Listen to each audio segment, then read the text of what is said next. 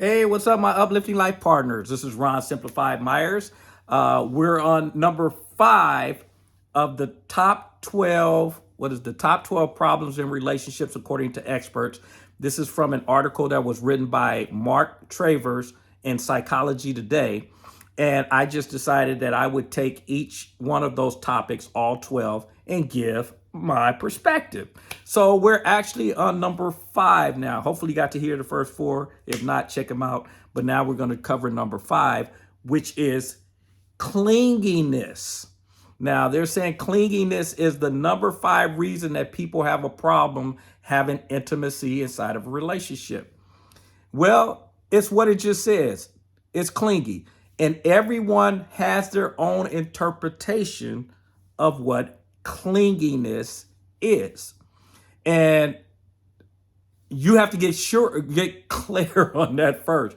Now, for a lot of people, the reason they have just what we talked about previously when we talked about character issues on the previous one, this would fall into that, the clinginess. Why are they clingy?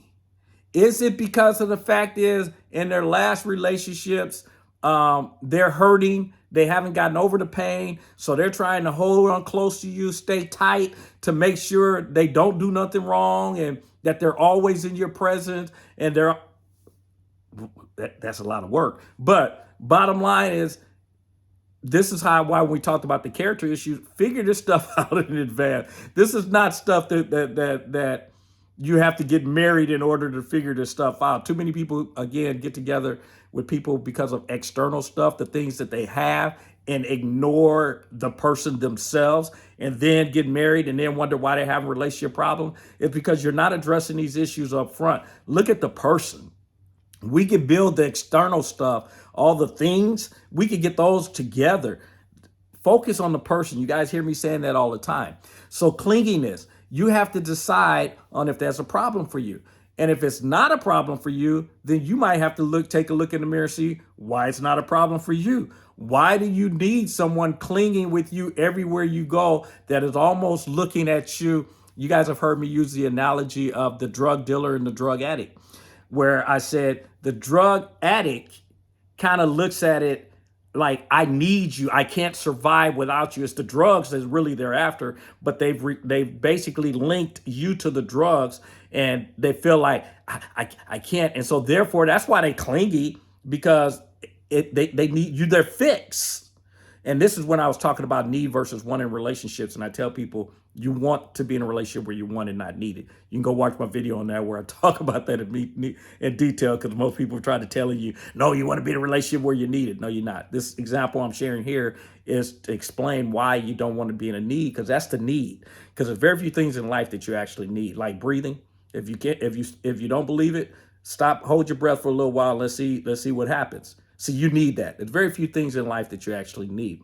You may have a strong desire, a want, and that's really what it is. But I was using the drugs just so people get the clear perspective on the difference in versus need versus want. The need would be that drug thing. Their body is craving the drug, but they linked it to the person. That's a need. You don't want to be in that position. And this is where I'm saying the clingy. If you want somebody clinging to you, is that a problem that you're having as the drug dealer? That you enjoy the fact that someone feels like they can't survive without you? See, that means you have an issue that in order for you to feel significant, you want somebody else to be basically at your mercy. See, that's your issue, your character issue, that you want somebody like that to be where they just can't survive without you, and their world is turned upside down if you're not around. It's like, okay. But this is where we're talking the clinginess. This is where we talk in we remember we talked about the safe place where we have conversations. And you guys can have that and find out why they're so clingy if you want to help them through it. I think you need to figure it out in advance. And if your person don't want clinginess, I think you better run, because understand, if they are clingy, you're gonna have some issues. And they can almost come across as that person that's you get nervous and scared of, because they become possessive, and you start to wonder what will they or won't they do because they become so clingy. That is a person who has a low self-esteem, and they looking for their significance from someone else. I'm hoping you don't want to be that person to someone, and if you do, then address your issues. And if you're the person that who is the clingy, recognize that you're needing someone else to feel significant and work on your significance. That's the reason everything that you guys know that I share and teach is really just about that. That's why I start with self-development first. My book starts with self-love first, because I said we got to get you together first. We get you together, and then your relationships will work. You will not be clingy.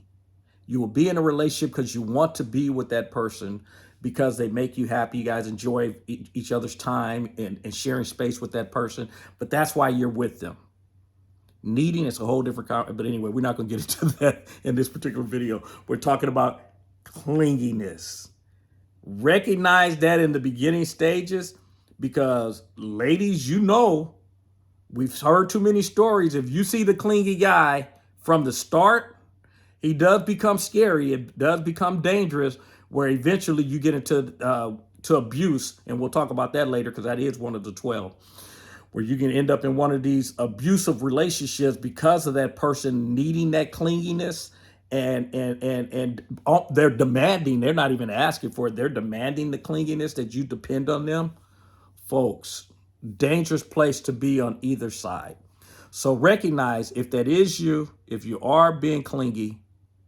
And again, that's through conversation, because what one person calls clingy to another person, but me, I'm just showing you that I care. That's why when we talk about love languages, what is it that a person needs? You may believe that hugging and holding hands and all that kind of stuff is love. That person, like those who I've heard me share this before. Terry used to love to hold my hand, hug up under me. You know, if I'm walking, she'll put her arm under she loved that. For me, I would almost call it clinginess, because me, I'm like, let me walk. But I had to address that for myself, because for her love languages, that's love to her. She enjoyed being under me. It gave her security. It made her feel closer, those kind of things. So I had to go into my mental thinking and realize it's not clinginess. Those are just the desires of her, for her, that helped her to feel special and a part of my life and that kind of stuff. And so I had to address my stuff. And that's why I said you got to have the conversation on what is clinginess and what is in your relationship, because I would have considered it clinginess until I found out how important it was to her. And then I realized, okay, that's just her showing she wanted to be with me, and that was, for her, helped her feel secure in the relationship, that type of stuff, and not clinginess in a negative way. And so get clear in your relationship what that actually looks like, because it might just be a bad interpretation on your behalf, or it could be clinginess. Could be a person that is on way to being possessive of you, and we know that's very dangerous. And that's why, again, I understand why this would be it's number 5, and why people have problems in intimate relationships, because clinginess can turn into something that's very, very scary. All right. As you guys know, it ain't right, it ain't wrong. It is my opinion. Run on over to Google Play or the Apple Store. Download my app. It's Simplified You. The word simplified, the letter U, not the word U, Simplified You. They're separate, Simplified You. Download it. It's a free app. I also have attached in there my book, The Relationship Success Handbook, Get Rid of Your Problems, Not Your Partner. The moment you download the app, you'll have instant access to the book. You can buy the book on Amazon. I'm not trying to sell books. My objective is to get you guys on track, get your relationships in your life to where you start to enjoy this journey that we call life. But anyway, we're on number 5. We got 12 of them. Hopefully you got the first 4. If not, make sure you check them out. This is number 5, clinginess. Make sure that's not you. All right. But first, again, figure out what that actually means, because it means different things to different people. And it may not be clinginess. It's just that person has their own personal issues. But again, as you guys know, if you're not having fun, you should be doing something else. I will talk to you on episode 6. Talk to you soon. Bye-bye.